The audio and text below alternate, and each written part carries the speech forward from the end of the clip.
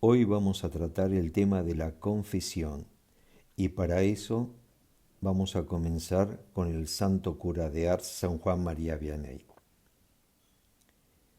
El santo cura de Ars nos dice: hijos, es difícil para nosotros entender la inmensidad de la bondad de Dios que nos ha mostrado mediante el establecimiento de este importante sacramento que es la penitencia.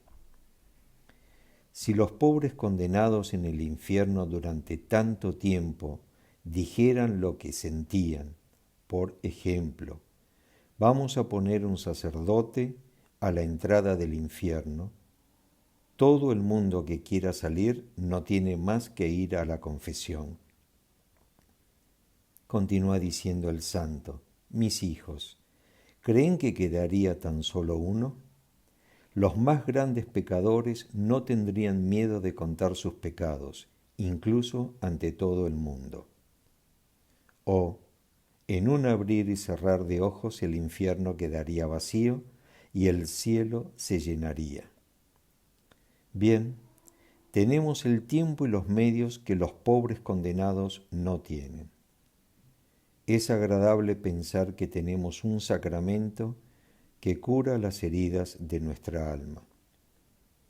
Sin embargo, todavía tenemos necesidad de enfocarnos en un determinado estado de ánimo.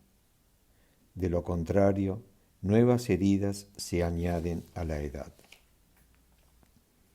Entonces, hay muchos que creen que pueden vivir como ellos quieren, pensando que pueden lamentarse siempre al final de sus vidas.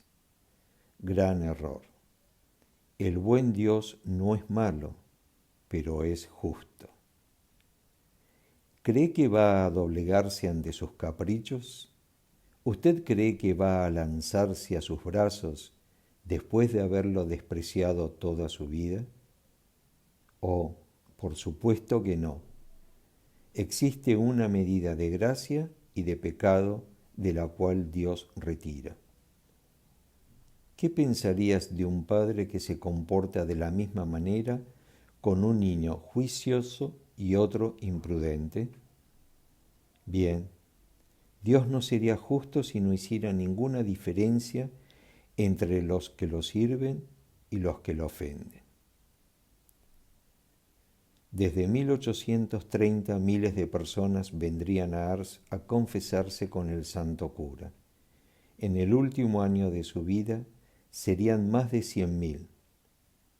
Permanecía hasta 17 horas al día en el confesionario para reconciliar a la gente con Dios. Era un verdadero mártir del confesionario.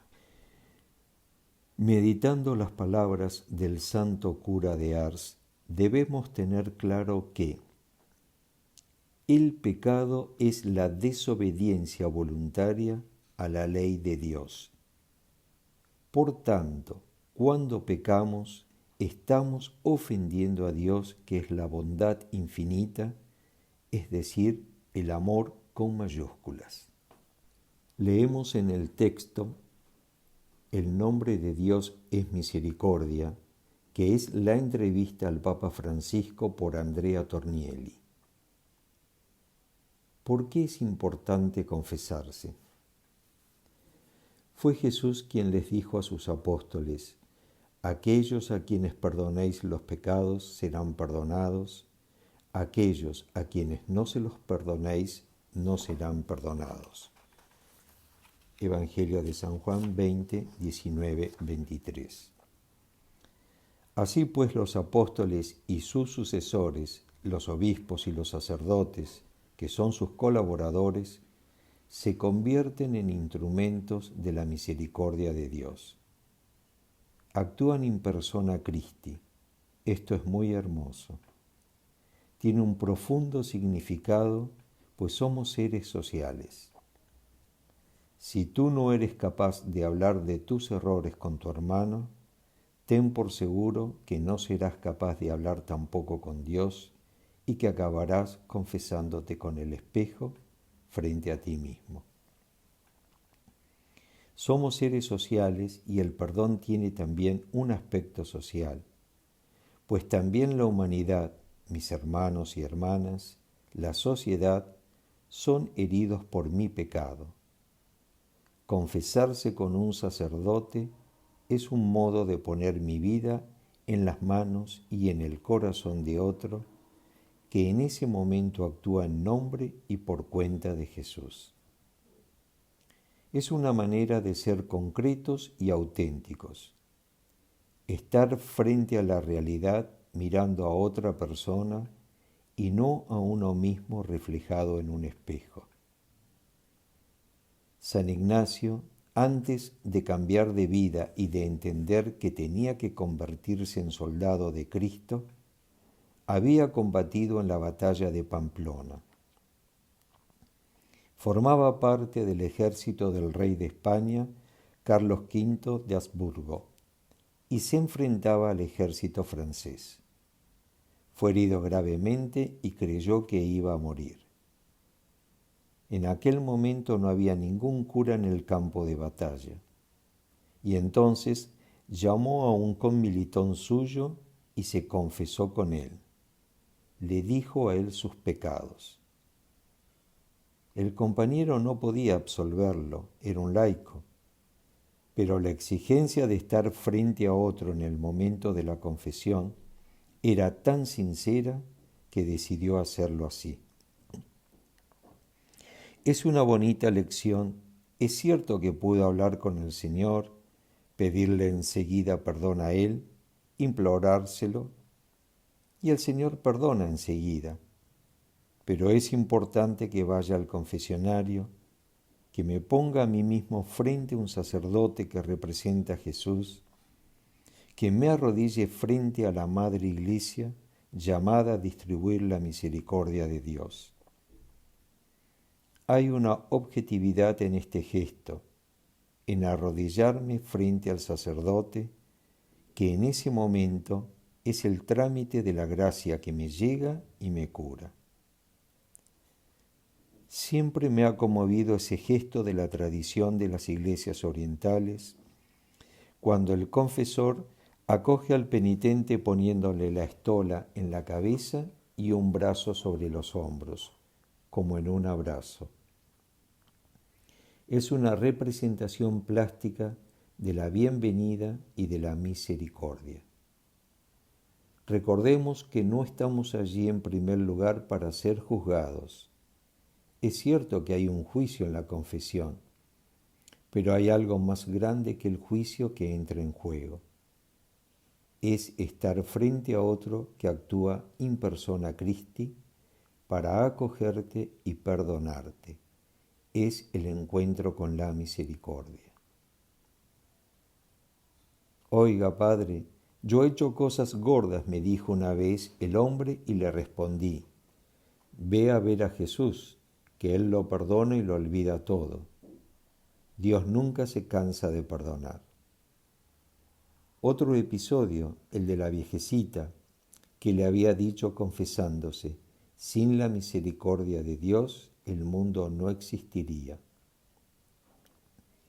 Era una mujer mayor, pequeñita, menuda, vestida completamente de negro como se ve en algunos pueblos del sur de Italia, en Galicia o en Portugal.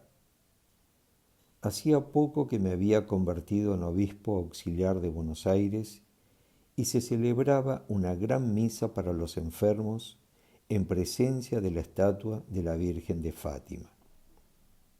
Estaba allí para confesar. Hacia el final de la misa me levanté porque debía marcharme, pues tenía una confirmación que administrar. En ese momento llegó aquella mujer anciana y humilde. Me dirigí a ella llamándola abuela, como acostumbramos a hacer en Argentina.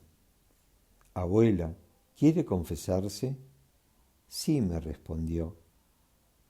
Y yo, que estaba a punto de marcharme, le dije, pero si usted no ha pecado. Su respuesta llegó rápida y puntual. Todos hemos pecado. Pero quizás el Señor no la perdone, repliqué yo. Y ella, el Señor lo perdona todo. Pero, ¿usted cómo lo sabe? Si el Señor no lo perdonase todo, fue su respuesta, el mundo no existiría. Un ejemplo de la fe de los sencillos que tienen ciencia infusa, aunque jamás hayan estudiado teología. Me impresionaron las palabras de aquella mujer: sin la misericordia, sin el perdón de Dios, el mundo no existiría, no podría existir. Como confesor, incluso cuando me he encontrado ante una puerta cerrada, siempre he buscado una fisura, una grieta, para abrir esa puerta y poder dar el perdón, la misericordia. El confesionario no debe ser una tintorería, la hipocresía de cuantos creen que el pecado es una mancha, tan solo una mancha, que basta ir a la tintorería para que la laven en seco y todo vuelva a ser como antes. Como cuando se lleva una chaqueta o un traje para que le saquen las manchas. Se mete en la lavadora y ya está. Pero el pecado es más que una mancha. El pecado es una herida. Hay que curarla, medicarla. Por eso usé esa expresión. Intentaba evidenciar que ir a confesarse no es como llevar el traje a la tintorería. Otro ejemplo. ¿Qué significa que el confesionario no debe ser tampoco una sala de tortura?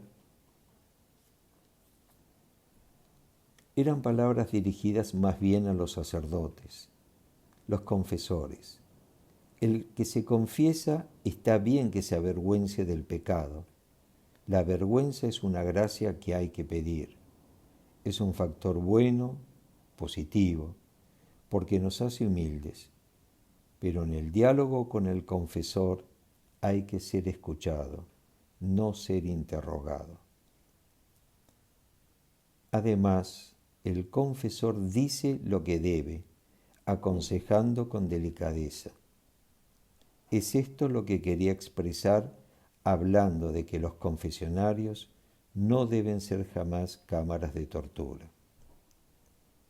He intentado siempre dedicarle tiempo a las confesiones, incluso siendo obispo o cardenal.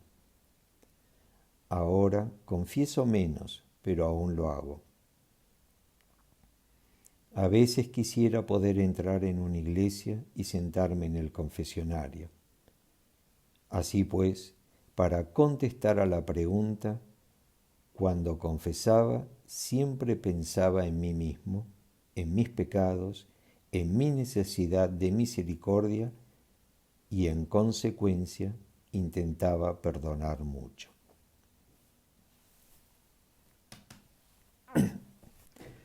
Ahora hacemos una oración por el Papa Francisco. En el nombre del Padre, y del Hijo, y del Espíritu Santo. Amén. Oh Jesús, Rey y Señor de la Iglesia, renuevo en tu presencia mi adhesión incondicional a tu vicario en la tierra, el Papa Francisco. En él tú has querido mostrarnos el camino seguro y cierto que debemos seguir en medio de la desorientación, la inquietud y el desasosiego. Creo firmemente que por medio de él tú nos gobiernas, enseñas y santificas, y bajo su cayado formamos la verdadera Iglesia, una, santa, católica y apostólica. Concédeme la gracia de amar, vivir y propagar como hijo fiel sus enseñanzas. Cuida su vida, ilumina su inteligencia, fortalece su espíritu, defiéndelo de las calumnias y de la maldad.